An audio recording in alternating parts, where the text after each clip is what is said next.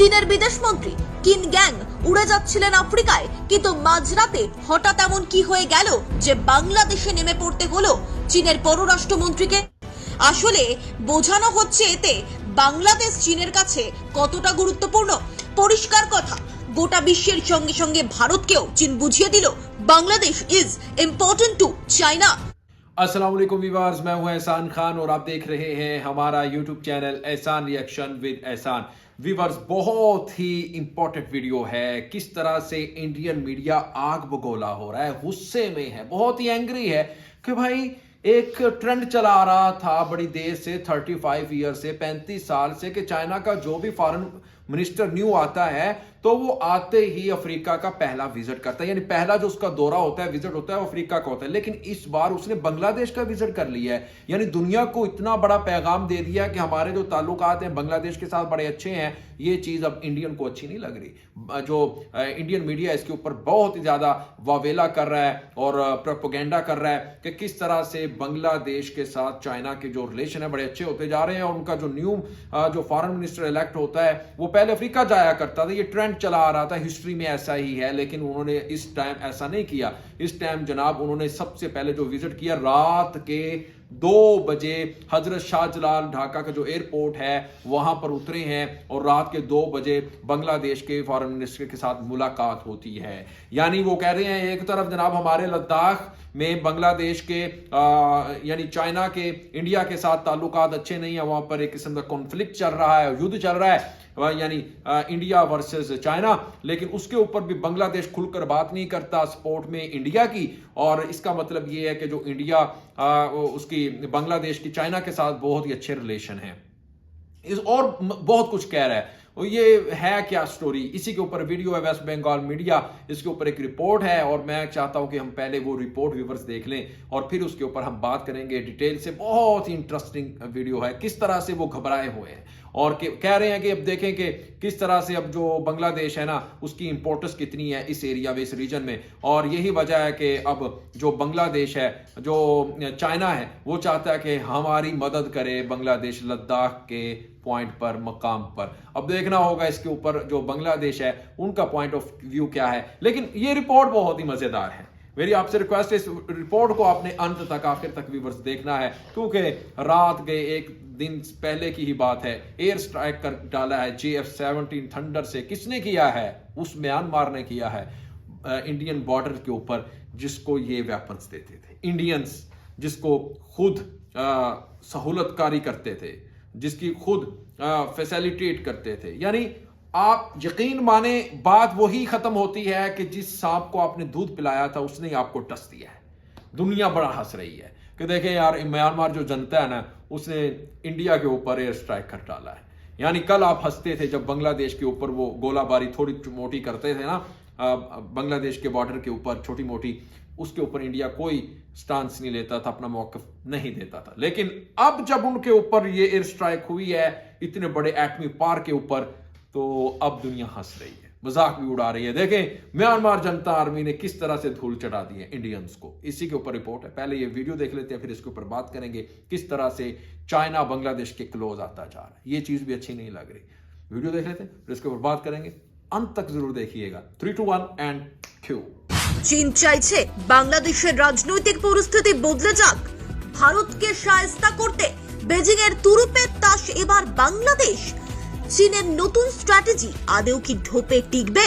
জানেন চীনের বিদেশমন্ত্রী আফ্রিকা যাওয়ার পথে বাংলাদেশে হঠাৎ করে কেন নেমে গেছিলেন? বাংলাদেশ কার পক্ষে, ভারত না চীন? চরম সতর্ক হয়ে যাচ্ছে ঢাকা। হ্যাঁ, যা শুনছেন ঠিক তাই। মায়ানমার, পাকিস্তান, শ্রীলঙ্কার অবস্থা দেখে আর কিছু হোক না হোক, সত্যিটা খুব ভালোভাবে বুঝে গিয়েছে বাংলাদেশ। কিন্তু চীন এবার অন্য ট্র্যাক ধরেই হাঁটছে। বাংলাদেশকে কি এবার বেছে নিতে হবে কোনো একজনকে, হয় ভারত নয় চীন। আগামী বছর বাংলাদেশের সাধারণ নির্বাচন বড় ভূমিকা রাখতে চাইছে ড্রাগনের দেশ। 2022 সালের সেপ্টেম্বর মাস ভারত চীন সংঘাত ইস্যু নিয়ে বড়সড় মন্তব্য করেছিলেন বাংলাদেশের প্রধানমন্ত্রী শেখ হাসিনা। সেটা একেবারেই ভোলা যায় না। শেখ হাসিনা বলেছিলেন প্রতিবেশী দেশ হিসেবে ভারত ও চীনের নিজেদের মধ্যে লড়াই করা উচিত নয়। জলের মতো স্পষ্ট ছিল বাংলাদেশ কারোর সঙ্গেই দ্বন্দ্বে যেতে চায় না। দুটো দেশ সমানভাবে গুরুত্বপূর্ণ বর্তমান বাংলাদেশের জন্য, সেটা বুঝিয়ে দেওয়া হয়েছিল। কিন্তু বাংলাদেশে যখন খালেদা জিয়ার শাসন ছিল তখনও কি ছবিটা ঠিক এমনই ছিল? আর এই জায়গাটাতেই ফোকাস করতে চাইছেন বিশেষজ্ঞরা। চীনের বিদেশমন্ত্রী কিন গ্যাং উড়ে যাচ্ছিলেন আফ্রিকায়, কিন্তু মাঝরাতে হঠাৎ এমন কি হয়ে গেল যে বাংলাদেশে নেমে পড়তে হলো চীনের পররাষ্ট্রমন্ত্রীকে? কোনো প্ল্যান ছিল না এই সফরের। বাংলাদেশের বিদেশমন্ত্রী আব্দুল মোমেনের সঙ্গে ঘড়ি ধরে 1 ঘন্টা বৈঠক করেন কিন গ্যাং। চীন বাংলাদেশের থেকে আসলে চাইছেটা কি? বিবিসির রিপোর্ট বলছে বাংলাদেশে রাশিয়া ও মার্কিন যুক্তরাষ্ট্রের দূতাবাসের প্রকাশ্যে বিরোধ চলে আসছে। আর ঠিক সেই সময় ঢাকার মাটিতে পা দিল বেজিং। ব্যাপারটা একেবারেই সুবিধার মনে করছেন না রাজনৈতিক বিশ্লেষকেরা। 2017 সালেও ঠিক এই একই কাজ করেছিল চীনের তৎকালীন বিদেশমন্ত্রী ওয়াং ই। তিনি আফ্রিকা যাওয়ার সময় ঢু মেরে গেছিলেন বাংলাদেশে। আন্তর্জাতিক সম্পর্ক বিশেষজ্ঞরা বলছেন এটা টানা 33তম বছর যখন চীনের পররাষ্ট্রমন্ত্রীর বার্ষিক বিদেশ সফরের প্রথমটাই গন্তব্য আফ্রিকা। এরকম একটা গুরুত্বপূর্ণ সফর, তার মাঝে ঢাকায় যাত্রা বিরতি। আসলে বোঝানো হচ্ছে এতে বাংলাদেশ চীনের কাছে কতটা গুরুত্বপূর্ণ। পরিষ্কার কথা, গোটা বিশ্বের সঙ্গে সঙ্গে ভারতকেও চীন বুঝিয়ে দিল Bangladesh is important to China. जी व्यूअर्स, वीडियो देखी है? कैसी वीडियो लगी है ये आपको? सही सही बताना अपने कमेंट सेक्शन में, कैसी लगी है ये वीडियो? मजे की है ना? किस तरह से जनाब वो टेंशन में है और बहुत ही घबराए हुए हैं यार। ये इलेक्ट होती है ना न्यू जो फॉरेन मिनिस्टर है चाइना का, वो पहले अफ्रीका जाता 35 ईयर, ये ट्रेंड है इनका, ऐसे ही करती हैं। लेकिन इस टाइम ऐसा नहीं हुआ। इस टाइम वो सीधा उड़ते हैं, जाते हैं ढाका में और मोमिन के साथ मुलाकात होती है। अब्दुल मोमिन के साथ 2 घंटा मुलाकात रहती है। ढाका में उतरते हैं चाइना के फॉरेन मिनिस्टर। ये मुलाकात असल में एक छोटी मुलाकात नहीं है। ये जो मीटिंग है बहुत बड़ी मीटिंग है। इस मीटिंग से दुनिया को एक मैसेज दिया गया है, एक पैगाम दिया गया है कि भाई हम बांग्लादेश के साथ हैं और बांग्लादेश की जो इंपॉर्टेंस है इस रीजन में, स्पेशली साउथ एशिया में, वो बहुत ही इंपॉर्टेंट है, वो बहुत ही अहम भी है। लेकिन ये चीज अगर अच्छी नहीं लग रही तो इंडियन मीडिया को नहीं लग रही, गोदी मीडिया को नहीं लग रही। पता है ना गोदी मीडिया का, उसने वो खबर ही नहीं दी जो अटैक किया म्यांमार ने। चुप चुप करके बैठे हुए हैं, कोई खबर नहीं दे रहे, क्योंकि JF-17 थंडर से अटैक किया है, एयर स्ट्राइक जो की है म्यांमार ने। और अब उन्होंने बदले में क्या किया इंडियंस ने? उनकी एयर स्पेस को बंद कर दिया गया है फॉर एयरप्लेन्स के लिए।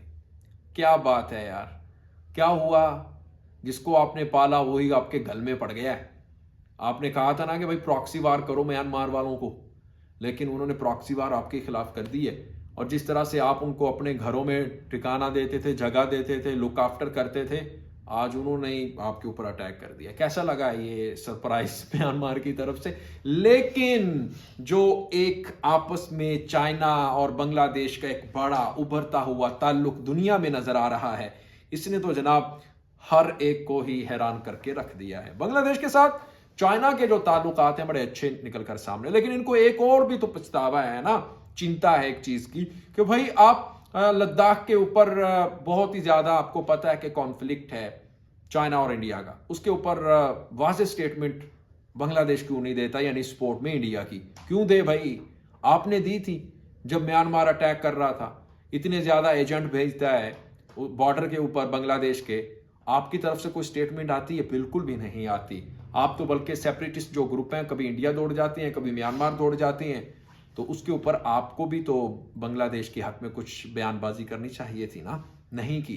कहते हैं ना वक्त एक जैसा कभी नहीं रहता। आज अगर इधर है कल उधर भी है, आज अगर हमारी बारी है कल आपकी बारी भी आएगी। इसीलिए कहते हैं ना युद्ध को छोड़ो भाई, अमन के लिए काम करो, पीस के लिए काम करो, इकोनॉमी के लिए काम करो, जिस तरह से बांग्लादेश कर रहा है और दुनिया में एक अच्छा नाम बना रहा है। आप युद्ध करके टॉयलेट नहीं बना रहे। मोस्टली बांग्लादेश बगैर टॉयलेट के बेचारे जो करते हैं ना, ओहो बड़े अफसोस की बात है। इस पर मजाक नहीं उड़ाऊंगा भाई मैं, बात है सीरियस। इसके ऊपर नोटिस लेना चाहिए इंडियन कौम को भी। मुझे दें इजाजत, नेक्स्ट वीडियो तक। ये वीडियो कैसी लगी कमेंट सेक्शन में कमेंट जरूर किया करें। मिलते हैं, तब तक के लिए अल्लाह हाफिज।